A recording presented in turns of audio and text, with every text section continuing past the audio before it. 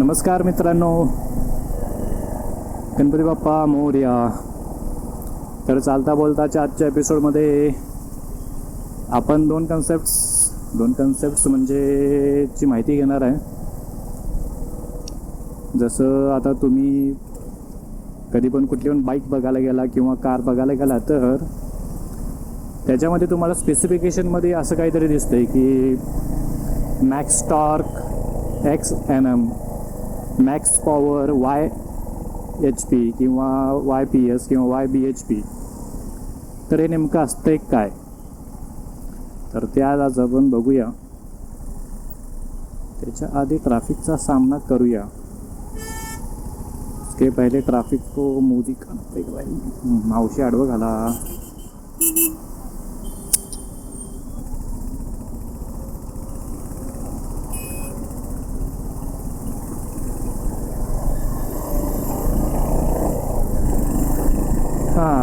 तर तेच NM आणि जे काही पॉवर असते ते नेमकं असते का हे आपण बघूया. तर टॉर्क म्हणजे काय. आता कुठली पण जर तुम्ही गाडी घ्यायला गेला तर आता फॉर एक्झाम्पल माझी बाईक आहे हंटर, ठीक आहे. तर या हंटरचं तिने काहीतरी लिहिलेलं असते की बाई 27 NM मॅक्स टॉर्क. तर टॉर्क म्हणजे काय, तर इंजिन कसं आपलं इंजिन असं रोटेशन फिरत असते. तर ते रोटेशन करताना जी पॉवर तयार होत्या, रोटेशनल पॉवर, त्याला म्हणायचं टॉर्क. लईच ट्रॅफिक आज. ऑडी. तर हे होतं टॉर्क, रोटेशनल पॉवर जी तयार होते इंजिन शाफ्ट फिरताना, तर त्याला म्हणायचं टॉर्क. आणि जे हे असते काय म्हणतात त्याला, तर पॉवर म्हणजे ती जी काय गाडी असेल पॉवर, ती किती जास्त पळू शकत्या किंवा किती सस्टेन राहू शकत्या, तर त्याला म्हणायचं पॉवर. टॉर्कचा फायदा काय, तर समजा आता तुमची गाडी डोंगरावर चढायला लागल्या, कुठं तर घाट चढायला लागल्या, किंवा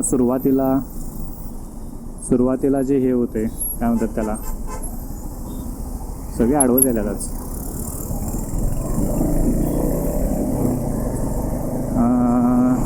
आता टॉर्क आणि पॉवरचा फायदा काय असतोय, तर इनिशियल पिकअप जो मिळतोय गाडीचा, इनिशियल पिकअप म्हणजे किंवा घाट चढताना जे काही लागते, ताकद जी लागते घाट चढायला, इनिशियल पिकअप, किंवा एखादं वज्ज गाडीवर ठेवलं तर ते वज्ज वाढायला, तर त्याच्यासाठी युजफुल असते टॉर्क. थोडक्यात काय, टॉर्क म्हणजे वाढायची ताकद, एखाद्याला वाढायची ताकद. गाडी किती वज्ज वाढू शकता किंवा गाडी किती चढू शकते, तर त्यासाठी उपयोग असते टॉर्कचा. इनिशियल पिकअप म्हणा किंवा घाट चढायचं म्हणा किंवा एखादं वज्ज न्यायचं असं गाडीवरनं, तर त्यासाठी. आणि पॉवर म्हणजे काय, तर गाडी किती पळू शकत्या, ठीक आहे, गाडी किती पळू शकते बाबा माझी, किंवा गाडीची मॅक्स पॉवर किती ते तयार करू शकते आणि किती स्पीडनं जाऊ शकते गाडी, तर त्यासाठी असतोय तुमचा पॉवर.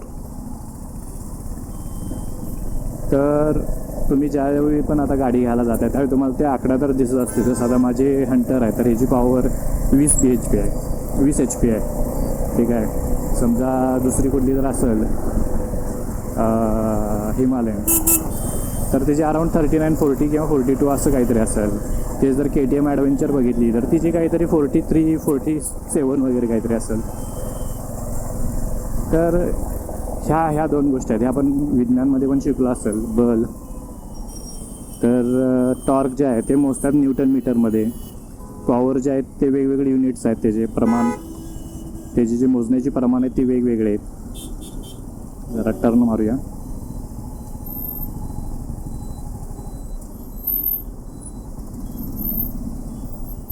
चलो.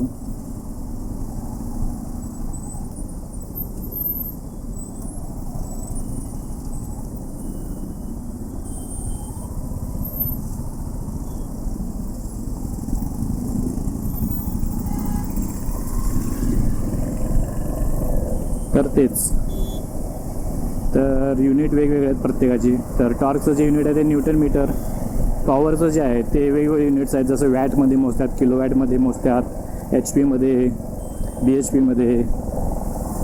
तर असे वेगवेगळे युनिट्स आहेत. पॉवर म्हणजे लक्षात ठेवा शक्ती, सामर्थ्य, जसं आपण मराठीत म्हणतो तर शक्ती. आणि टॉर्क म्हणजे ओढण्याची ताकद किंवा रोटेशनल फोर्स, ज्याच्यामुळं गाडी किती जास्त वज्ज ओढू शकता किंवा घाट चढू शकतात ते कळते. आणि पॉवर म्हणजे किती गाडी फास्ट पळू शकत्या, किती गाडी सस्टेन राहू शकत्या, तर त्यासाठी असते पॉवर. तर हेच होतं सांगायचं, पॉवर आणि हे आणि ते. कारण गाडी घेताना आपल्याला ते दिसत असतात गोष्टी स्पेसिफिकेशनमध्ये गाडीच्या, पण आपल्याला काय कळत नसते. आपण कसं असते, हां 400 cc, 500 cc, 350 cc, 200 cc. पण त्या 200 cc, आता फॉर एक्झाम्पल माझी हंटर आहे. हंटर ही आता हंटरची पॉवर जी आहे ती 20 काहीतरी HP वगैरे तयार करते.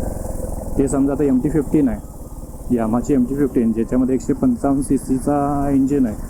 पण ती गाडी जास्त पळते, कारण त्याचं जे इंजिन आहे ते तसं ट्यून केलं की पॉवर जास्त प्रोड्यूस होईल आणि रेसिंगसाठी ट्यून केलेलं आहे. माझी गाडी जी आहे ती क्रुझिंगसाठी ट्यून केलेलं आहे, याच्यात टॉर्क जास्त आहे.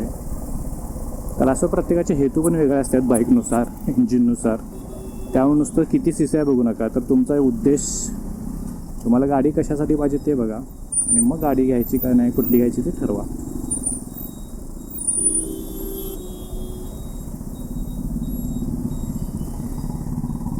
तर ऐसा है.